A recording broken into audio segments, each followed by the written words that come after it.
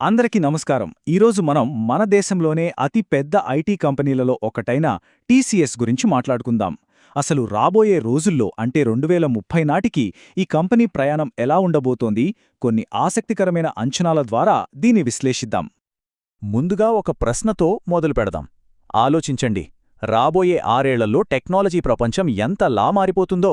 మరి ఇంత వేగంగా మారుతున్న ప్రపంచంలో టీసీఎస్ లాంటి ఒక పెద్ద సంస్థ ఎలా నిలదొక్కుంటుంది, ఎలా అభివృద్ధి చెందుతుంది, దాని భవిష్యత్ ప్రయాణం ఎలా ఉండొచ్చు? భవిష్యత్తు గురించి మాట్లాడే ముందు ప్రస్తుతం టీసీఎస్ ఎంత బలంగా ఉందో అర్థం చేసుకోవాలి కదా. అందుకే మొదట వారి ఫైనాన్షియల్ ఫౌండేషన్ ఎలా ఉందో ఒక లుక్కేద్దాం. ఒక్కసారి నంబర్ చూడండి, వామ్మో! 11 లక్షల కోట్ల రూపాయలకు పైగా మార్కెట్ క్యాప్. అంటే టీసీఎస్ ఎంత పెద్ద కంపెనీనో, మన దేశ ఆర్థిక వ్యవస్థలో దాని పాత్ర ఎంత కీలకమో ఈ ఒక్క నంబర్ చాలు చెప్పడానికి. ఇప్పుడు షేర్ హోల్డింగ్ విషయానికి వస్తే చూడండి, దాదాపు 72% వాటా ప్రమోటర్ల దగ్గరే ఉంది. ఇది చాలా ముఖ్యమైన విషయం, ఎందుకంటే కంపెనీ భవిష్యత్తు మీద వాళ్లకు ఎంత నమ్మకముందో ఇది చూపిస్తుంది. మిగిలిన వాటాలు మనలాంటి ఇన్వెస్టర్లు, ఇతర సంస్థల దగ్గర ఉన్నాయన్నమాట. సరే, ఇప్పుడు కొన్ని ముఖ్యమైన ఫైనాన్షియల్ నంబర్స్ చూద్దాం. ముఖ్యంగా రిటర్న్ ఆన్ ఈక్విటీ ఆర్ఓఈ మరియు return on capital employed ROCE చూడండి. సింపుల్గా చెప్పాలంటే ఈ నంబర్స్ ఏం చూపిస్తాయంటే కంపెనీ తన దగ్గరున్న ప్రతి రూపాయిని ఎంత చక్కగా లాభాలుగా మారుస్తుందో చెప్తాయన్నమాట.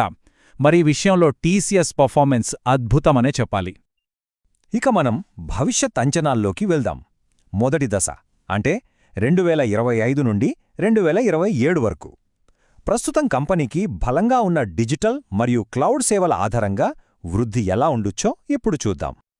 రాబోయే 3 ఏళ్ల ప్రయాణం ఎలా ఉండబోతోందో చూడండి. 2025 నాటికి క్లౌడ్, ఏఐ వంటి వాటితో టార్గెట్ రూ. 3,100.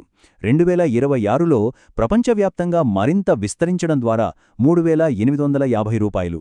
ఇక 2027లో హెల్త్కేర్ లాంటి కొత్త రంగాల్లోకి వెళ్లడం ద్వారా టార్గెట్ రూ. 4,700కు చేరవచ్చని ఈ విశ్లేషణలో అంచనా వేస్తున్నారు.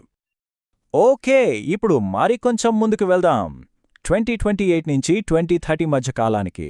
ఈ టైంలో సరికొత్త టెక్నాలజీలు టీసీఎస్ ఎదుగుదలలో ఎంత కీలక పాత్ర పోషిస్తాయో అంచనా వేద్దాం. చూడండి, 2028 నాటికి ఆర్టిఫిషియల్ ఇంటెలిజెన్స్తో లక్ష్యం రూ. 5,400.